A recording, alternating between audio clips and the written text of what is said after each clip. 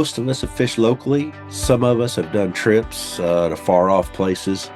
Some folks fly, some folks drive, some stay in a cabin, and some stay in tents. Today, we're going to talk about DIY fly fishing in North Carolina. So, Rob, you're an upstate New York guy. And only because this is the Southeastern Fly Podcast, I want to know, what's your connection with North Carolina? Well, that's a good question. So, yeah, why is a guy that can see Canada from his backyard poking around in North Carolina? Well, I lived there for a long time. So, in the mid 90s, went to NC State and lived in Raleigh. So, fished around there. That's actually where I started fly fishing. I'd always fished gear and started the bass ponds, the panfish ponds. And after about a year and a half, I'm like, wonder what the mountains are like. Like, what are the trout like? So now this is back in the time when we couldn't just pull stuff up on the internet. So I went out, I bought the Wildlife Commission trout stream map that kind of aligned a little bit with the Delome. I can never say the word right. Gazetteer. Yeah, the Gazetteer. Yeah. And I said, well, where's the closest trout stream? So I found Stone Mountain State Park. I found Helton Creek. I found South Mountain, Mitchell River, and they were close-ish to Raleigh. And I would go up, and I didn't really want to drive too much further than that. And I poked around there for a year and a half, maybe two. And at that point, my wife and I bought a condo, a little vacation condo in Banner Elk. Oh, okay. Yeah. So that became kind of my home base, right? Spending weekends there, whatever. And Banner Elk is a really interesting place because it's not smack dab in the middle, north to south in the mountains. It's kind of on the northern edge of the middle or the southern edge of the north, if that makes sense. Yeah. But you're still within striking distance to a lot of good streams. The Virginia border, all the way down to Cherokee, Bryson City, Fontana, like all that area is within reach. And I look back, I was fishing 100 days a year in that area. Nice. Yeah, it was great. And I just kind of whittled it down to maybe 20 streams or so that were in striking distance and that I really liked. And, I fished them for a long time. 2009, I had a job offer to move back to Western New York, which is where I live now, that I could not turn down. It was just, it would have been stupid. So either, I don't know how you want to phrase it, either I left a little bit of my heart in the North Carolina mountains or the streams were in my heart when I left, right? Like however you want to phrase it. But the connection was still there.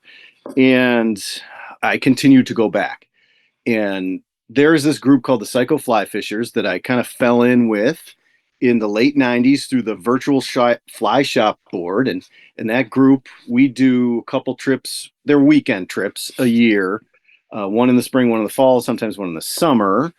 So I use those as opportunities to go back down. And I would do a week before each one of those. So I was still spending time and getting to see those streams and still stay connected. Well, that was great. And then I think probably the reason you're asking this is you saw the YouTube series that I did about after Hurricane Helene. Yeah. And that's probably what spurred this question. Like, what the heck is this guy doing down there poking around? Yeah. And that was one of the trips. And you did ask me to come on, and I should say thank you very much because I was pretty honored. That was because I'm big fan of the cast. And I thought when you said DIY North Carolina, I'm like, well, I don't really live there anymore. Like, am I the right guy for this? And I just sat on it for a couple of days, started thinking about it. I might be a pretty good person to do this because I have that inside knowledge of living there. And when I lived there, all I had to do was say, where am I going fishing today? But now where do I stay? Where am I going to fish? Where am I going to get my food? Am I going to do restaurants? Am I going to cook on the campfire and all that stuff? So hopefully I can give some people some advice on how to do a trip to North Carolina. I think you're the perfect person. So I moved from Knoxville to Murfreesboro, and just like you, I kind of was like, man, you know what? I love it over there, and I still love it over there, by the way. I love the whole East Tennessee, the scene over there, just the fishing, the mountains, the wildlife, all that stuff. So I completely get how you can live somewhere else and wish you were where you were, years before. So I get that. So, yeah, I think you're the perfect person to do this. And I think, so you started out fishing warm water stuff, So some people think that, oh, well, I can't fly fish because I don't have trout. And that's simply not true. Fly fishing is known for trout, obviously, but it's not a have to. It's not an absolute. There are no absolutes in fly fishing, I don't think.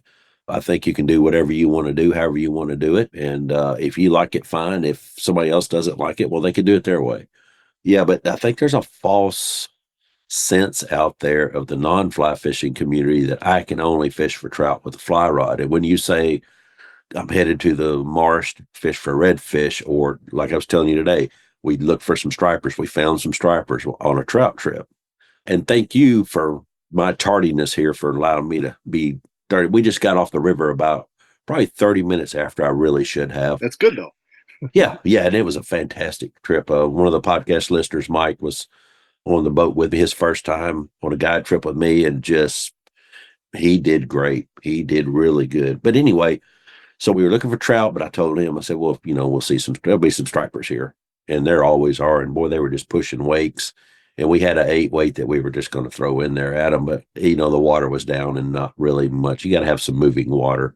And it was pretty low. So, yeah, it was good. But just like you, I kind of started trying to fish for trout. But a friend of mine said, here, let's go out and fish the lake and fish for bluegills so you can learn what the heck you're doing.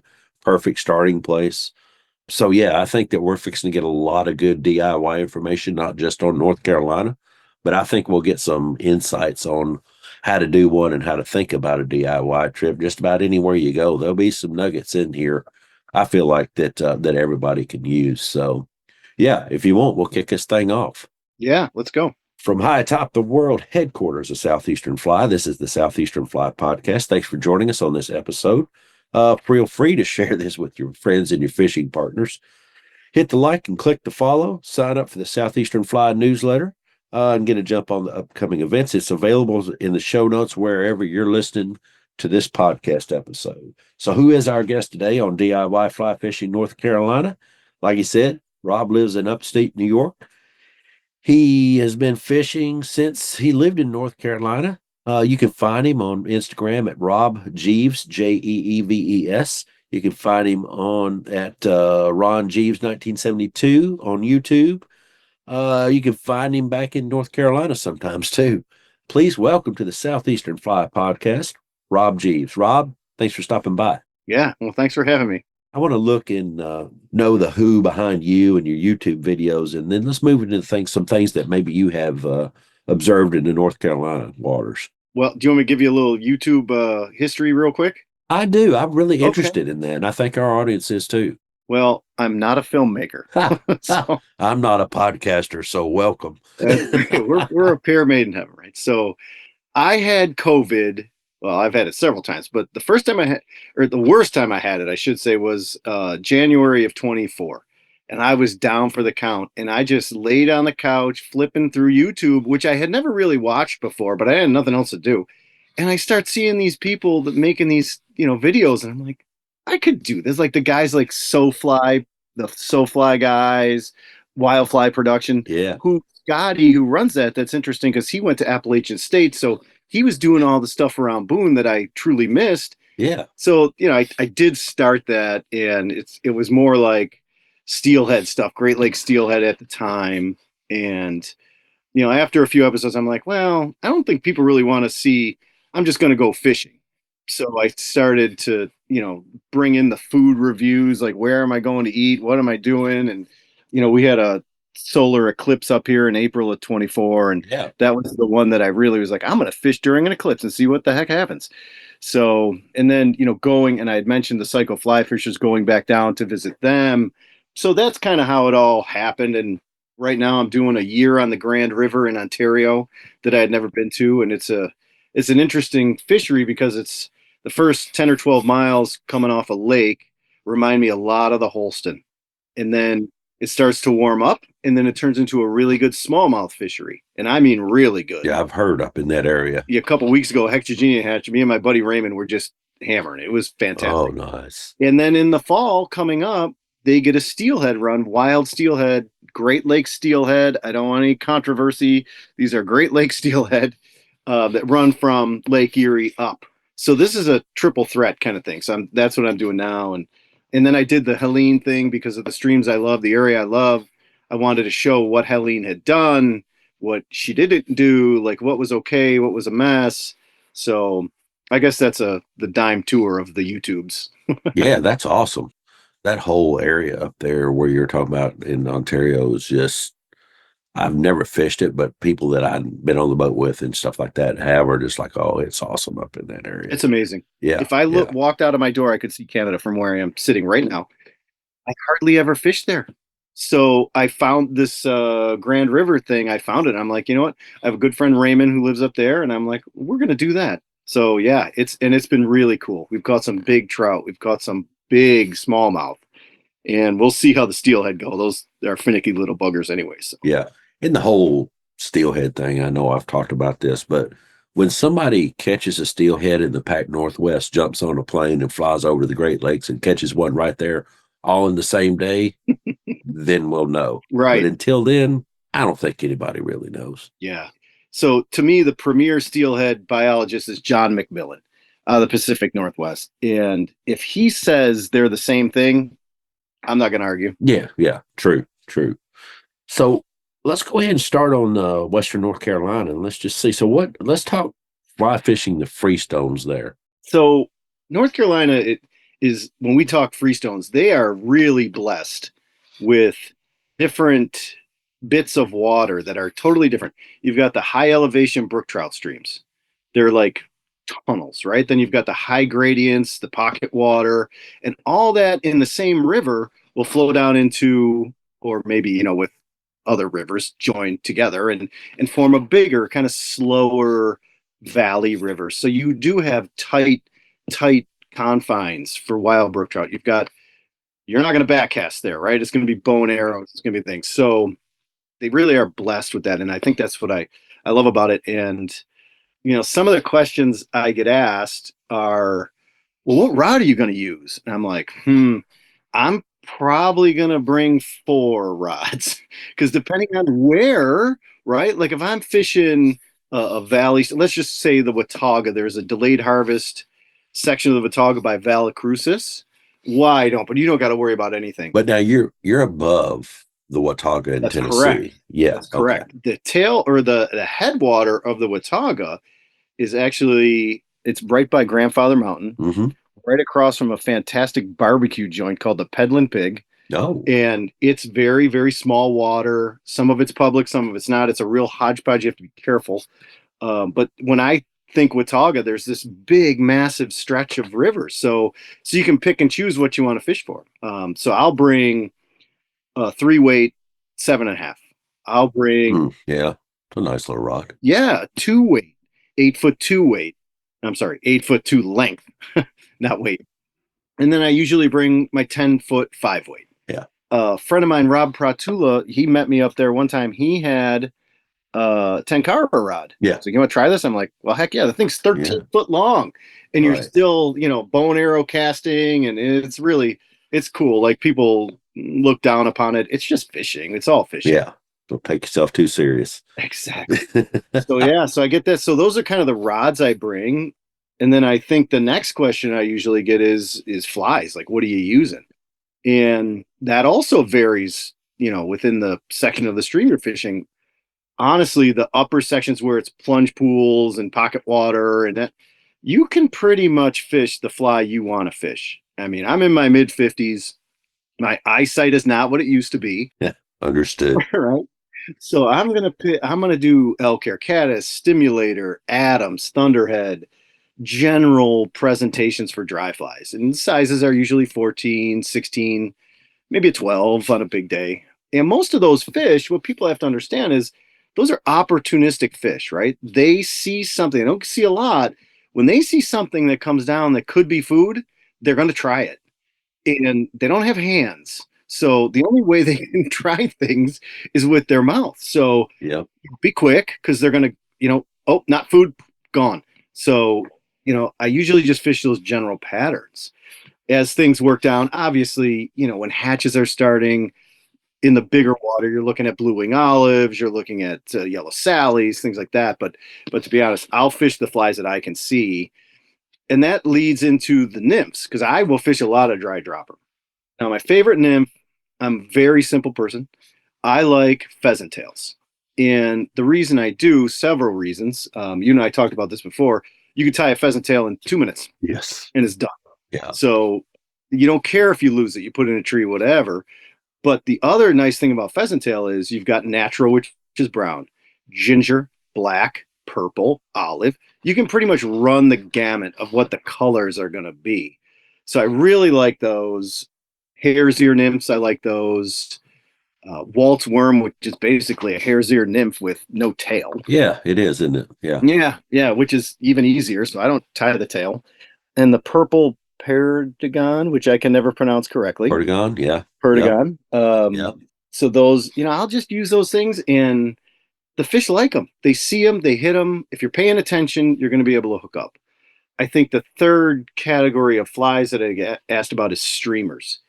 I love streamers. When I fished for trout, when I was a kid and growing up, it was Mep spinners. Oh, yes. You're right, little Yes. daredevils. So Yes. I'll be honest. Daredevils, yes. Yeah. Red and white. I didn't know how to fish a dry fly. I didn't know how to fish a nymph. Yeah. I fished woolly buggers for like a year because I knew how to get them through the pool. And finally I was like, I really probably need to learn how to fish these other things.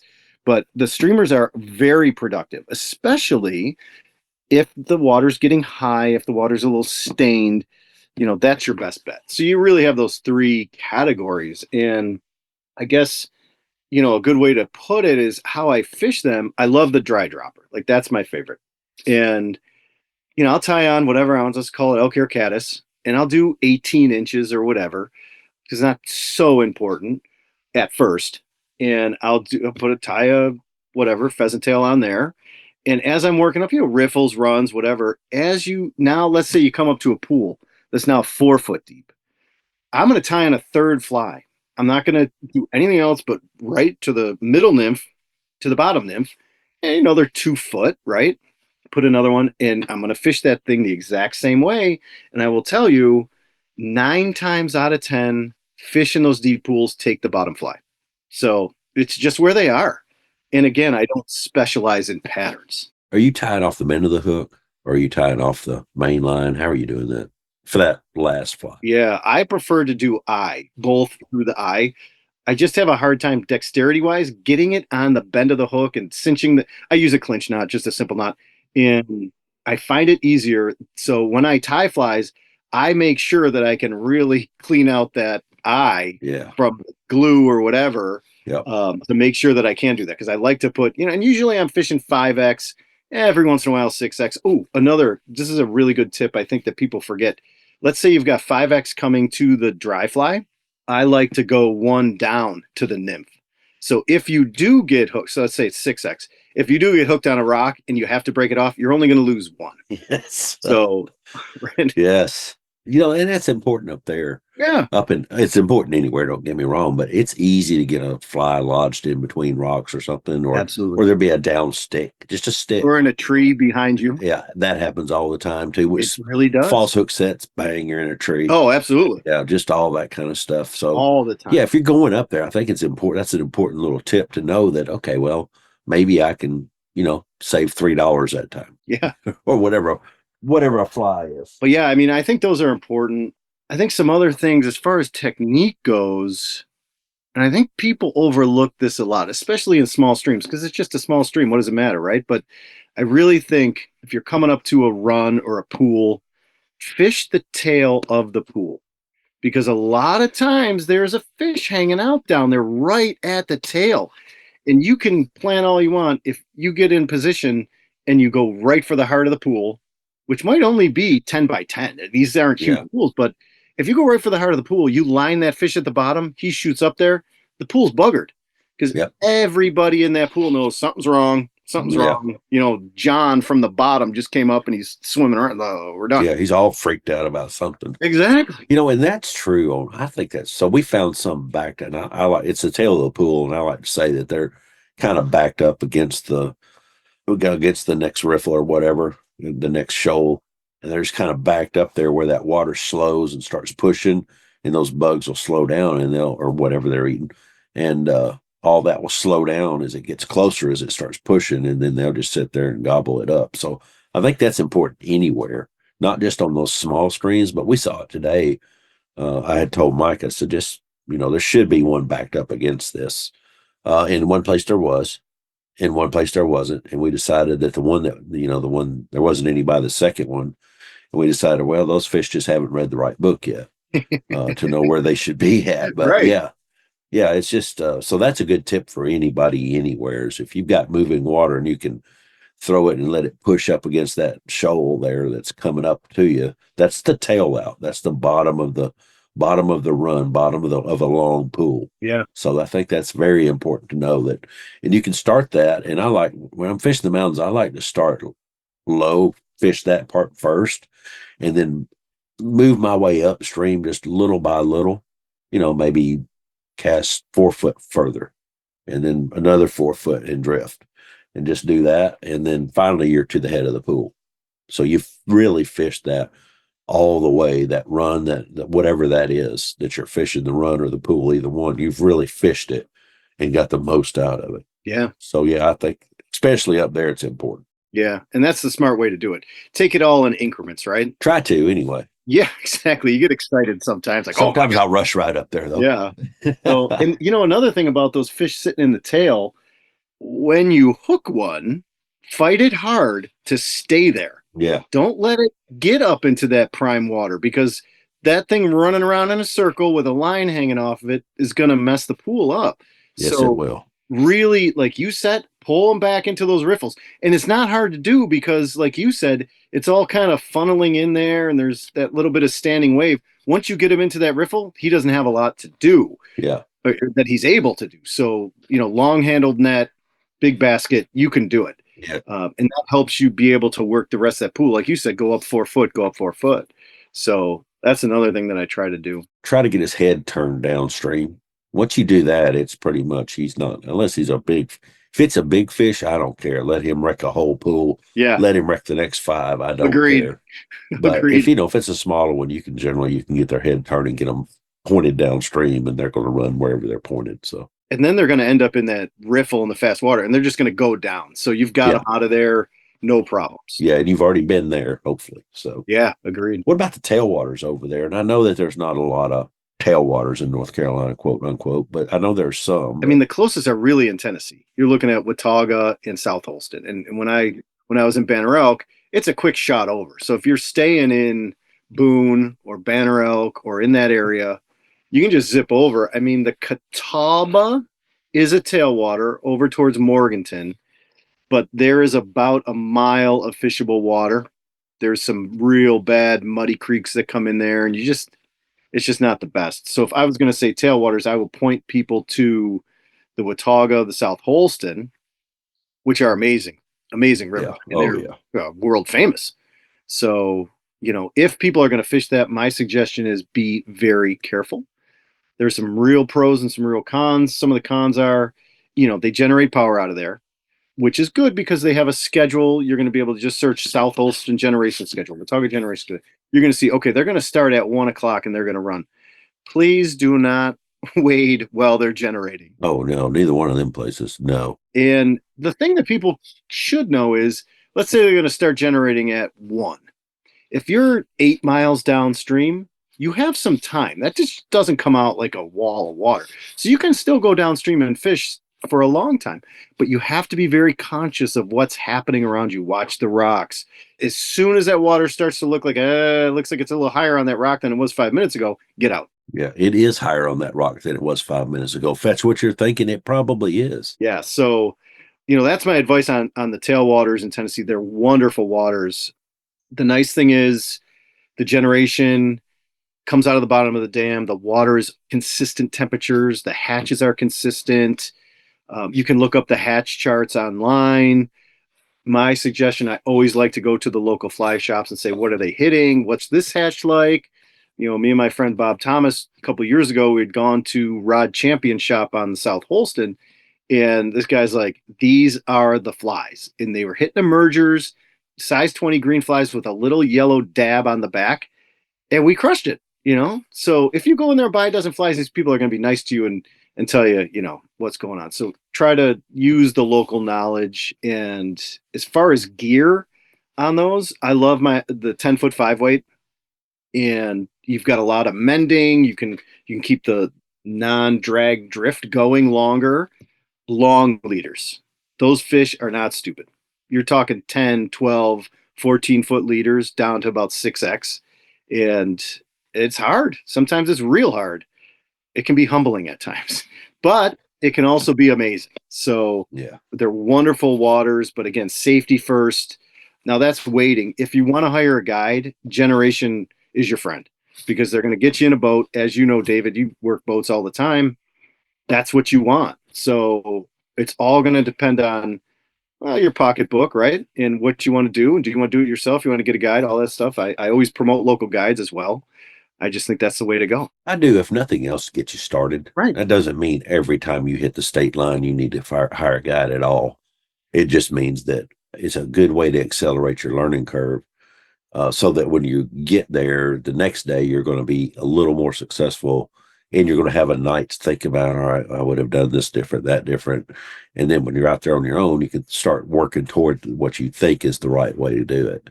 So how far is the Watauga from, say, Grandfather Mountain? It's not that far. Was it an hour maybe? Yeah, hour's a good one. So the Watauga, where I would go from there, is in Elizabethton, which is where the dough, and you and Susan Thrasher had talked about this. There's that section of dough that dumps into the Watauga. That's where I would start. And that's 19E, straight burn. Well, straight as you can get in the mountains, but Yeah, right. you burn from Yeah. Elk Park, North Carolina, right into Elizabethton. And then the Holston's a little bit north of there, but they're all within, reaching distance. A fishing day is fine. Yeah.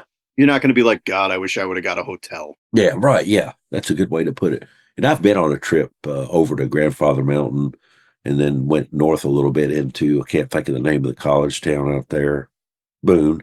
Went up in there and then came back out one day. I didn't fish. I stopped in the fly shops and talked to them for a little while, but we didn't fish. It was more of some father-daughter time. But yeah, and it's a great area over there. There's lots of water. Lots of nice, everybody we met over there is just super friendly, super nice. Just all freaking, it was a fantastic day. Just can't say enough about that whole area over in there. And speaking, so on a DIY trip, I mean, the fishing, like if you're going for 3 or 4 days, there's going to come a point where you're super relaxed and you fished. This is, I guess, for me, it's not everybody, but I find that it's a lot of people. They fish 2 or 3 or 4 days in a row. Now I'm relaxed. Hopefully you've caught, your share of fish, and you don't have that burning desire to get out there and spend 12 hours, on the water. And it's kind of like, well, it's okay if I stop in and get an ice cream. It's okay if I, stop in and get a cup of coffee. It's okay if I get off the water a little early and go eat some really good barbecue. It's okay if I, meet some friends that I've known for a while that don't fish necessarily. So the people that you meet, I meet my folks driving to the river. Sometimes my friends, especially, we try to ride together so we can catch up. And spending, like today, I spent about 8 hours in a boat. I think 6 or 8 hours in a boat with somebody that I don't know. So you just get to know, it's a social thing for a lot of us after the fishing, and I get that. But so what can you tell us about the folks that you met along the way, and tell me how they've influenced you in fishing and in other parts of your life? That's a good question. And I like the way you presented that, because I'll be honest, like my trips to North Carolina are about 50% fishing.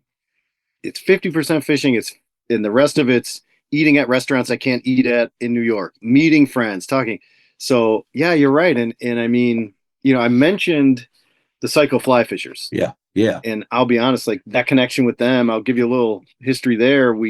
We all kind of met each other back in the late 90s on the virtual fly shop Southeastern board. And Dave, I think I told you this is back in the time when people didn't use their real names on the internet.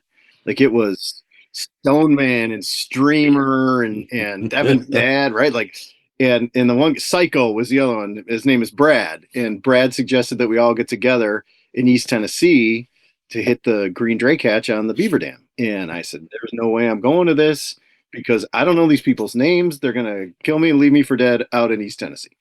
So I didn't go. Now this is the year, this is 2000, right? And they came back the next Monday. Yeah, 12, 15 guys went. They had the best time. All the pictures, all the stories. I'm kicking myself. Like, why didn't I go? I'm such a. So anyway, so then the first one I went to was in 2002 because in 2001 I had to work. But so from then on, this group has been meeting. And these are the people that I've learned everything from. And so many of them, we've lost several in the last 25 years. But there's a man named JT who passed away. He was one of, if not the best small stream East Tennessee fly fisherman I have ever met. And just generous with his time, generous with his knowledge. Another guy named Jewel who passed away, one of the best fly tires I've ever known, taught me so much there. And then a man named Jack who'd passed away. He was a certified fly casting instructor. So these are the people that, like, all these trips, they bring back memories of them. And then there's so many people that are still around, thankfully. And this group is very diverse. So I just go down to be with the friends, right? Like, that's how it works. Like, we have doctors, barbers like myself, retired NFL players, landscapers, like everybody. And we're Democrats, we're Republicans, we're libertarians. We're just one big family for a couple weekends a year, which is wonderful. So those are the things that I look for on the trip after the fishing. Yeah, yeah. Well, fishing brings us together. Yeah, the rest of it, you just meet. It's crazy that y'all have been meeting. So what is that, about 25 years, probably? Yeah, 25 years. And it's 30 to 50 people each one of these trips, and yeah, it's an extensive group. And we canceled one in 2020, Yeah, which you can imagine why. yep. And the other one was the fall one with Helene that came through. And so that was one of the reasons I wanted to document that, was so that these people who can't get there in this group could see what was going on. But I just think it all starts at fishing, but it doesn't end at fishing. That's a good way to put it right there. That's so true. I've met some really cool folks. Yeah. People that I wouldn't probably have even an opportunity to meet if it wasn't for the fly rod. So y'all get together and still, which is crazy, 25 years of getting together is a long time for any group to do that. I'm sure people have come and gone, and probably some have got into fly fishing and out. Some have got in that are new. I mean, there's a lot of that, but you get to do that and you learn a ton from each other. You said fly tying, you said casting, you said small stream fishing, and you went specifically to certain people that trigger that for you, which is really cool. But so as you're meeting, I don't want to specifically hone in on that because not everybody's going to join the cycle fly fishers. But a lot of folks I know, I've had 2 or 3 different people kind of inquire about North Carolina since Helene. I think part of that is, well, should I go? My answer is, yeah, you'll find some fish. There's still fish. They didn't all drown. No. I'm sure some did. Yeah. Got launched up on the bed. Yeah, or something. Yeah. 20 feet from the real stream. Yeah, yeah. But there's still fish in there. But Yeah. So I guess if I was going over there and some of these folks that I'm talking about, being comfortable, especially at night, is a big deal. So my days of sleeping on gravel are probably, I don't want to say they're completely over because I never know what I'm going to do, but mostly they're behind me. I like cots and hammocks. I've got into hammocks a little bit in dry tents. I like dryness. 2 days ago, I was on the river, and I mean, it absolutely poured rain all day long. And I put my brand new rain jacket to the test and found out that it has a seam that's got a hole in it. So that's got to go back. But tell us about your DIY trips, and then how do you decide where to stay and when you decide you want to do a DIY? It varies. What I like to do, and I don't always stay in the same spot. Like, Oh, nice. a lot of times I like to go down to Brevard or the Davidson, Uh-huh. which is one of my favorite spots. It's a little longer of a drive, but if I'm going to be down there, who cares? So pick your spot. That would be my advice. If you want to fish around Boone, there's a lot of water there. You want to fish around Brevard. You want to fish around Bryson City, Cherokee. All those spots have a lot of good streams. It's very easy today. You don't have to buy that book like I did. You can look at right. You can Yeah. look it up. You don't even need a Delhome's Gazetteer anymore. It's all on your phone. But I will say this: be careful because there's coverage gaps. Yes. So make sure you do have a paper map with you. I always bring that Gazetteer that, oh my God, has coffee circles on it and whatever from 1999. But either way, I have that Gazetteer with me. You can always old school navigate. Highly recommend getting one of those. Yeah, it's a Yeah. wonderful book. I spent an afternoon in my buddy's camper one time. He was cleaning it out, and I just went over there to visit. And he loves to go out west, and of course we do too. And he was talking about somewhere, I don't remember exactly where he was talking about. I said, I don't even know where that is. So he said, well, here, sit down. So we sat down at the table at his motorhome, opened that book out, and we went all the way from, he lives in Nolansville, which is just right up the street.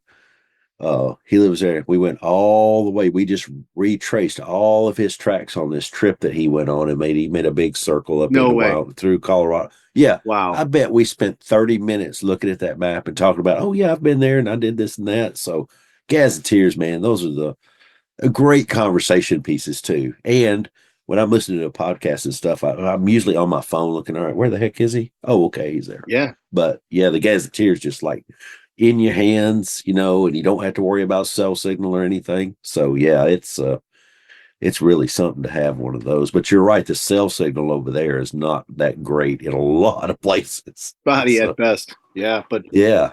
So pick your spot, like so that you can get 3, 4, maybe 5 streams within a reasonable travel distance. And then lately, I've become a big fan of the Airbnb. Like you said, I like a nice comfortable bed sometimes. So I'll do a lot of splitting of the trip. What I like to do is maybe the beginning of the trip, I'm at an Airbnb. Let's just say it's a week. And I do like to find one with a washer and dryer, which sounds extravagant, but it lets you pack half. Yes, it does, doesn't it? That is so true. Yeah. So I'll do that. And if you can't find one, there's a laundromat somewhere. Like just pack half, do your laundry, grab breakfast, whatever. You're not wasting time. And then I'll go out and do some camping. I mean, Davidson River Campground, when I'm down there, I love that place. Cherokee, if you're going to Cherokee, the KOA there is a great campground. Now, this is extravagant. It has a heated indoor pool. So you can go swim in there, which is great. They have those cottages, the little cabins. I love that campground. Moving up the chain, there's Julian Price, which is on the Blue Ridge Parkway outside of Boone. Wonderful. It's on actually each side of Blue Ridge Parkway. The Price Lake is on one side. There's some campsites along the lake. One of my favorites in the world. It's just beautiful.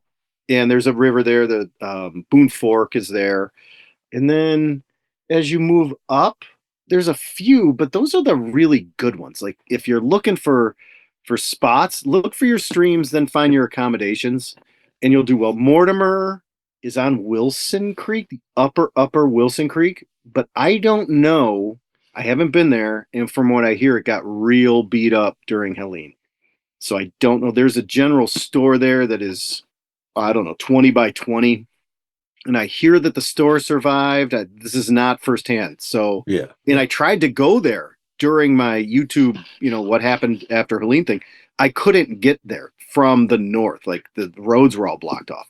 So also the upper Watauga that we had talked about, I tried to go there to check that out. There is a gate across the road to get into the parking area that says, due to Helene, no entry allowed.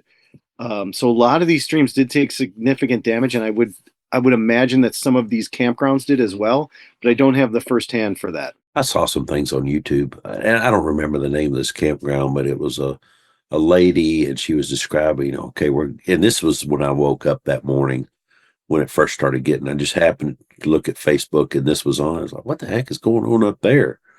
And it was just, she was like going through her day. And I went right along with her of the campers are gone. Oh. To me, I was like, that's weird. Where'd they go? And then she would pay in. Oh, okay. Oh, it's a big deal. And then they had a general store. It was gone. And then they went, after the waters went down, they started picking through the brush and all that and finding stuff. They found, she had just ordered some T-shirts and she was finding them up in trees and stuff. And I was like, that's horrible. Oh my God. But And looking at the river, it looked like it was just scoured. But then I find out later, oh, well, there's still fish in there. People are still catching fish. It was shocking. Yeah, it really was. I like I said, I know that area. It was 8 months after Helene when I did that video. Yeah, yeah. What I was most surprised by was the cars that were in the stream still, or on the bank of the stream, that had damage on all four sides. It was literally just, you could tell they had just gone down the Yeah. drainage, and that in 8 months was still there. That shows you what type of damage was really done. It was just really heartbreaking. Well, I mean, and some of them were on the bottom of the river and full of gravel. Right. You could see like the door of a car, and it'd just be full of gravel where it was on its side and gravel had pushed into it. So yeah, Bob Thomas and I drove by this one creek. There was just an engine, like no car, just an engine and bits of transmission. I'm like, oh my God. yeah. How could that happen? I mean, water is so Powerful. it is. I see stuff, like this rock has moved over here. Okay. I know what happened there, but you're talking about an engine to a car. You're talking about, just all kinds of stuff, all the things that you could possibly even think of have been there. I'll tell you this. So I was on this one stream. I think I did about 12 or 13 streams. And one of the worst things, it was good but bad. There's a man and he was cutting his lawn, and I had fished this stream maybe 100 times. And, I usually try to talk to people and thank them for leaving it open to the public. And so I just, put my gear down. I walked over and I said, thank you. And I'm glad your house is still here. And, we kind of had a conversation, and I said, did you evacuate? He said, no, it was the scariest night of my life. He said he was awoken in the middle of the night, and these are boulders like rolling down the stream, bang, bang, bang, bang, bang, bang, that woke him up. And just the stories I stop and talk to everybody because that's just what I do. But yeah, I mean, I'm telling you, some of the stuff I heard, just heartbreaking. Yeah, it is. But they're all there. I mean, they're all still there. The streams are there. The folks are there. They're rebuilding their houses. A lot of things I saw, most of the houses had car or vehicle bridges that would go across these small streams to get to their house. And a lot of the houses had a parking area on the far side of the stream and a little pedestrian bridge that they temporarily put up there so that they could actually get to their house. Yeah. And I'm talking 30 of them that I saw. Like, it's not uncommon. So, they're still all in temporary mode, but it's crazy, man. Strong folks. Resilient folks over there. Exactly. They really are. All those mountains, Tennessee and Kentucky and North Carolina and a little bit of South Carolina. Yeah. Virginia, there's something in there that make people work, just in my mind, mostly, not everybody, but mostly super hard working people. Yeah. What about the food over there? It kind of gives us some jump start on where to go and maybe even stay. But what about the food? Well, can you give some tips on where to eat? Of course, I'm going to ask where to eat. That's one of my standard questions. I know, as I said, I listened to your podcast before, so I know you like the food and the general stores and all that stuff. I love the general stores. I like. Yes. And I would suggest this to folks who aren't from that area and they're going in. Find some places that you can't get at home. And, for me, it actually starts with fast food. And I'm not a big fast food eater up here, but the first place I stop at is Bojangles, because we don't have Bo's here. Right. Hardee's. Y'all don't have Hardee's up there? The closest one is in Pennsylvania, and it's close to a steelhead stream, but it's a couple hours drive. So, but if I do go down there for steelhead, I always go for biscuits in the morning. But yeah, so I planned this out, and my favorite food that I can't get anymore is biscuits and gravy. So I pick out all the biscuits and gravy establishments that I'm in. Yes. Banner Elk Cafe is amazing. And a funny story about that, I've mentioned my friend Raymond, who's from Canada. He's had never been to the States before. Well, he's been to the States, but not the southern states. Not the real states. Yeah. And, he came down a couple years ago with one of the Psycho Fly Fisher trips. And so I took him to all the places. North Carolina barbecue, biscuits and gravy. So we're at the Banner Elk Cafe, and these folks are so nice. And I try to explain to the waitress that he has never had biscuits and gravy. He doesn't understand what grits are. Like, they just don't have those things. Yeah, that's true. Yeah. Yeah. So I thought the brain was going to fall out of the side of her head. And she was so gracious that she says, I'll get him grits.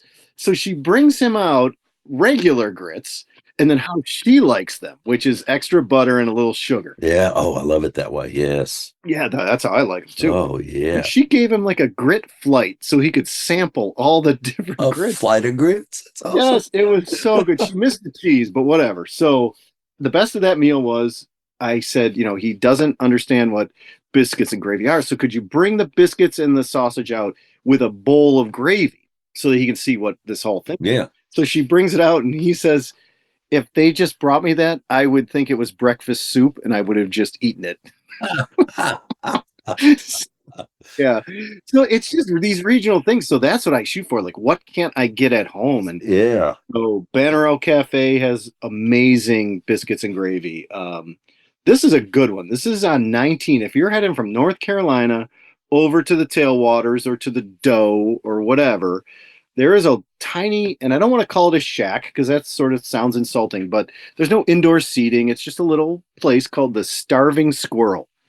And they have really good biscuits and gravy.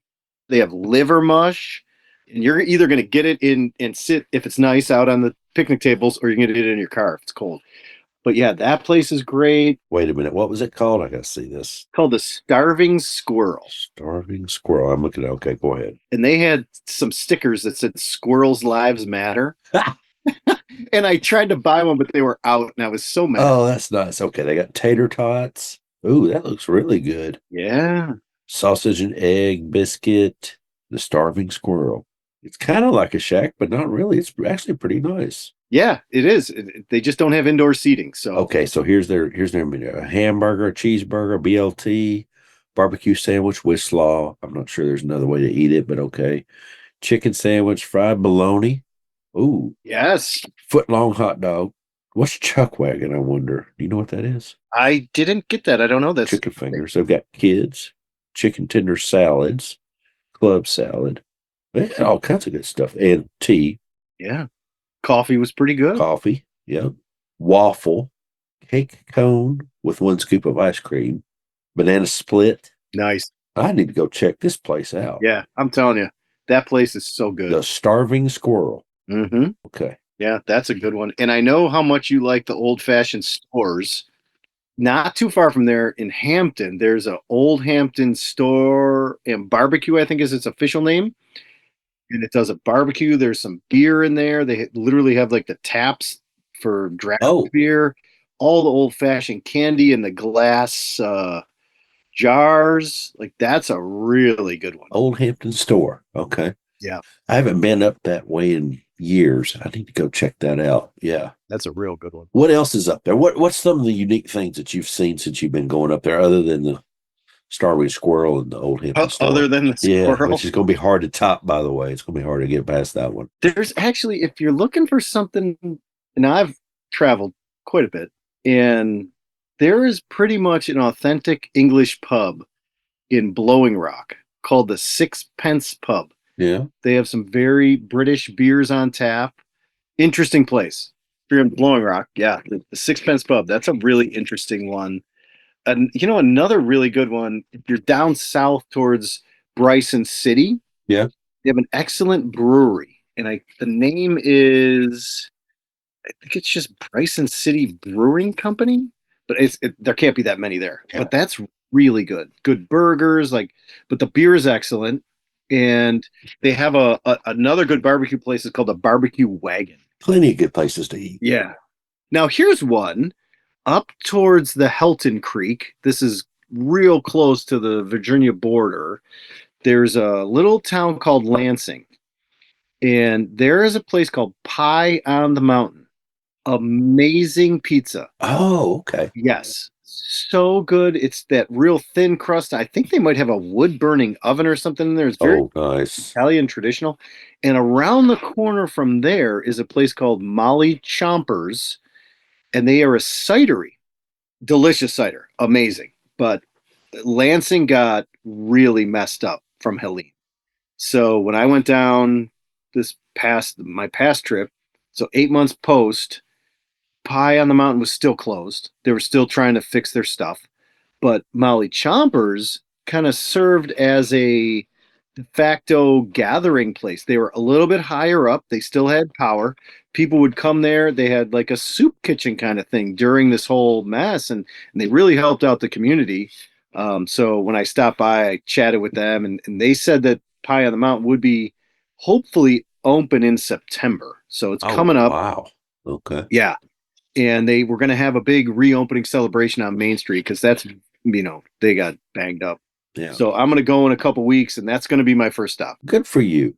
Are you going to film that? Yeah, I'll do the post Helene 1 year. Excellent idea. These people are the nicest folks. There's a little, I don't even know if you'd call it Airbnb or a hotel or something, but it's called the Healing Waters.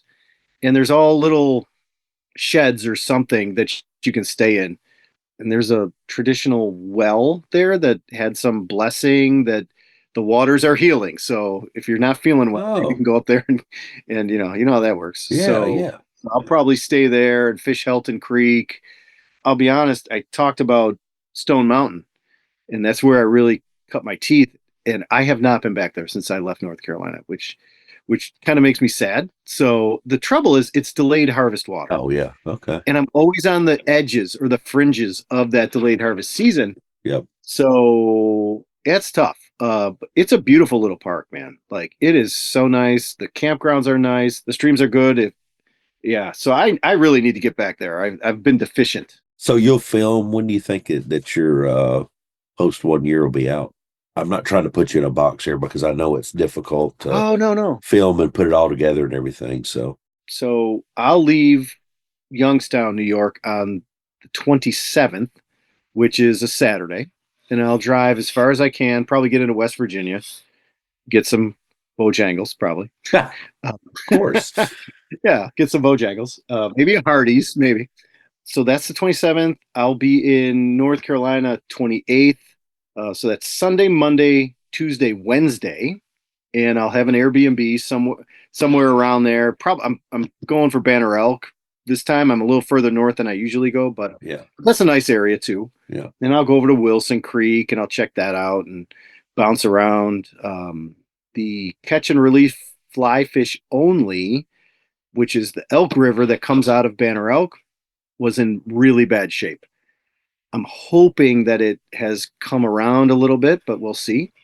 And then Wednesday, one of my PFF buddies, Bob Thomas, will come up and we'll fish Wednesday, North Carolina. And then we're going to go to the PFF the following weekend. So we'll go Thursday, Friday, Saturday.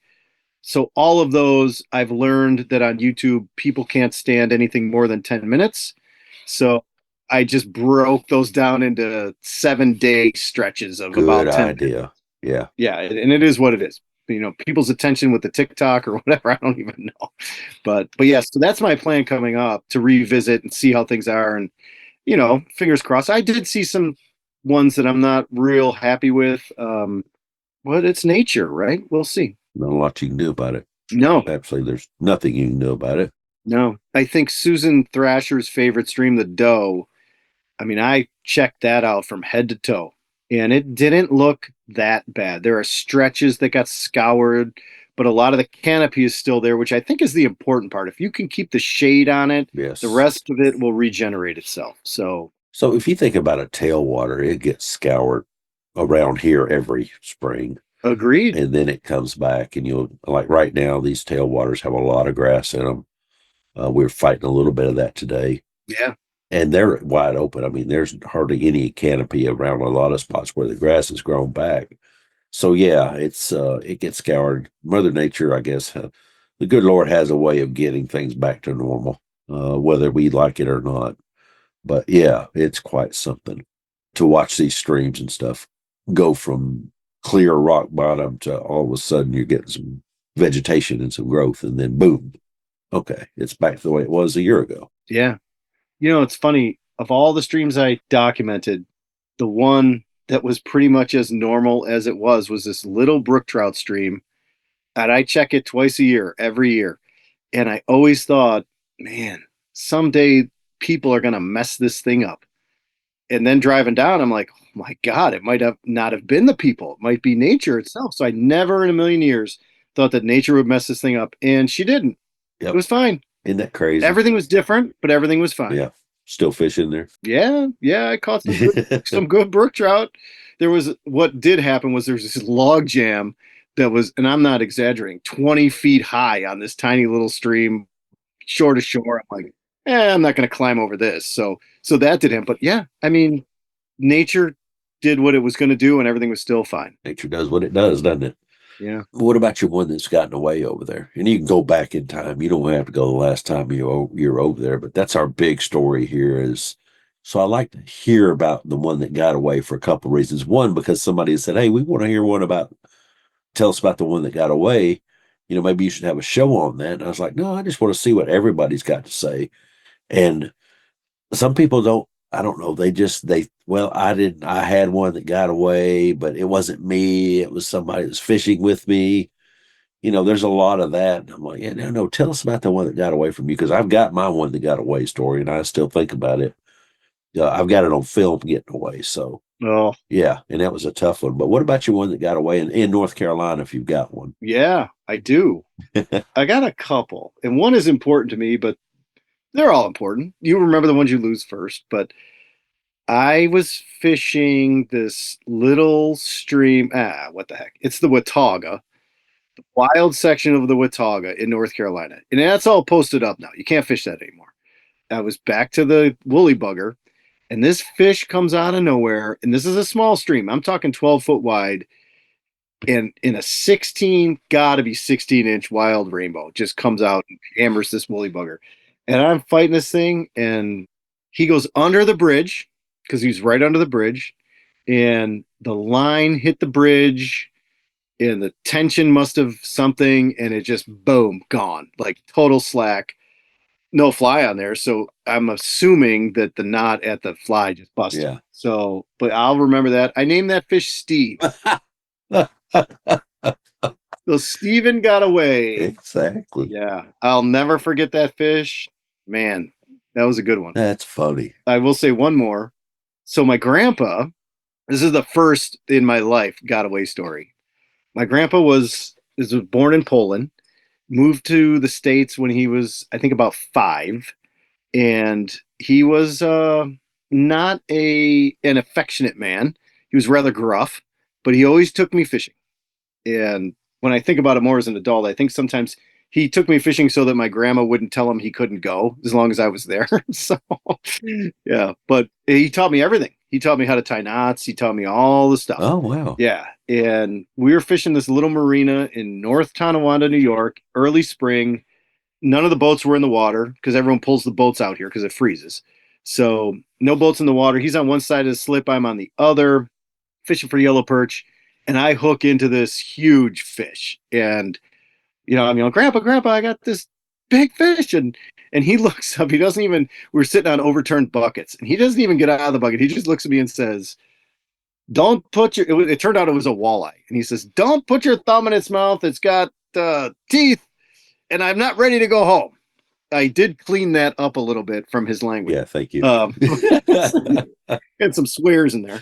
And it wasn't long after that, maybe 5 seconds, that the fish, boom, gone. And it must have got the teeth. But every time I hook a walleye, I think of my grandpa. You think of that is awesome, man. Yeah, it's pretty cool. Good for you. That is really cool. Funny. Interesting you named the fish Steve. Yeah, I did too. Well, and here's the other thing, David. So we had that condo in Banner Elk, and I had to drive by that pool every time I went to the condo. I tried to catch Steve about 20 times, and my wife is like, did you catch Steve? Nope, I didn't even see him. When your wife knows the name of the fish that got away. I know. I got the best wife, man. She doesn't hassle me about fishing at all. So, yeah. That's good. Mine is the same way. Yeah. Unless there's something to do here that I have been putting off, but that goes back to, I'm going to do it. You don't have to tell me every 6 months. It goes back to that. And it truly does. Cause that's about how long I think I wait on everything. So, well, Rob, what do you think we close this thing out? Yeah. So can I ask you one question? Yeah, absolutely. Okay. I probably should have told you this before we get No, that's okay. Like I said, I'm a big fan of your podcast, and I just listen to all the fly fishing podcasts, right? And yours right at the top. Every time I see that little blue dot like Southeastern. I'm like, oh, all right, we got one. So there's another one called SoFly that those guys are funny. Yeah, yeah, I like those guys. Yes. Yeah, and at the end, Aldo and Mitchie do the Mitchie's 50 fishy five. But the one question that I really find interesting, they say, if you were a fly, what fly would you be? Zoo cougar, no doubt. A zoo cougar. Okay, Yeah, why? sure would. Why? I love to fish a zoo cougar. And I know I've told this before, but I spent a whole year practically, and that's the only streamer I fished.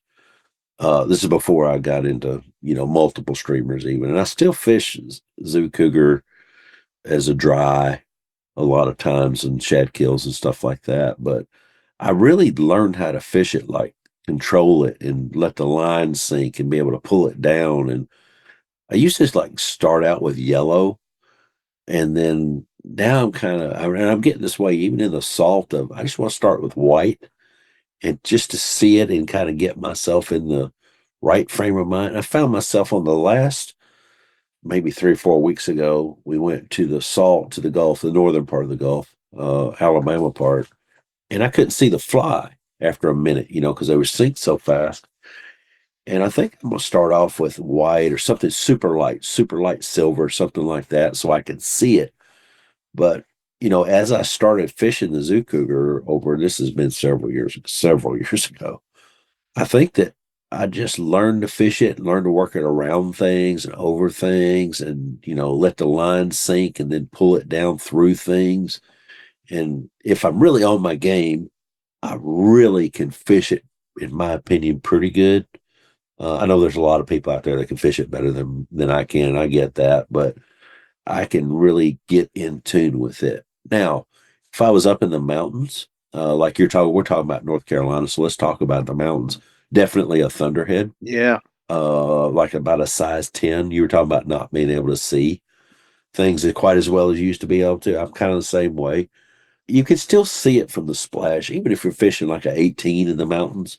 You still know when something's there, and you're still going to say, I don't care what you're doing, you're going to set the hook if a fish hits close to your fly, you're setting the hook. There are very few people in fast water that can keep that fly in there. If a fish rises a couple feet from it, even they're still have a tendency to set that hook. But I kind of like it because you can rest it on its tail and on the front hackle and get the line up on the whole leader, the tippet, everything off the water, and just float it down through all the, around rocks and through runs. And I love to see them bounce, up and down as they go through riffles and stuff. I love to watch that. That's awesome. And Thunderhead, I think I kind of cut my teeth on it in the Smokies, on the Tennessee side in the Smokies. And I still love to fish that fly. Even today, if I go back, you can bet that one of the first flies I have on is going to be a Thunderhead. Now, I may have something under it. Most of the time, I don't. Most of the time, I'm just, one fish on the dry fly is awesome to me. True. I would say a parachute Adams around here. That would be the one fly I would fish around here, only because the water is more flat, not quite as big of riffles, and no big drops or anything like that, like you would see in North Carolina. So yeah, it's that would kind of be my two, maybe three. But yeah, the zoo cougar really comes to mind first. And I don't really fish the black and the green as much as I used to. I think I'm just getting older, and just like, okay, I enjoy what I enjoy. So I think that would be my answer today. If you want to talk a month from now, it may be different. Maybe different. Yep. But yeah. So appreciate you asking that. That took me down memory lane just a second there for I know, right? Yeah. All right. Well, let's close this thing out. Great. Thanks for joining us on this episode. Feel free to share this with your friends and your fishing partners. Hit the like and click the follow button. Sign up for Southeastern Fly newsletter and get a jump on the upcoming events and episodes. And there's some goodies in there too, like a gift certificate, 15% off on Free Fly. I like their stuff, so that's why you hear about that. If you haven't subscribed or signed up for the newsletter, it's available in the show notes wherever you're listening to this now. When you get a chance, if you think about it, and I hope you do, give us a positive review wherever you're listening to this podcast. So who was our guest today on about DIY fly fishing North Carolina? He lives in upstate New York. and he loves, as you could tell, Western North Carolina. You can find him on Instagram at Rob Jeeves, Jeeves. You can also find him at Rob Jeeves 1972 on YouTube. So go like and follow Rob. You'll be glad you did. Rob, really appreciate you stopping by with us. Yeah, it was my pleasure. It was fantastic. All right. You just listen to Rob Jeeves on DIY Fly Fishing North Carolina on Southeastern Fly, and we'll see you next time.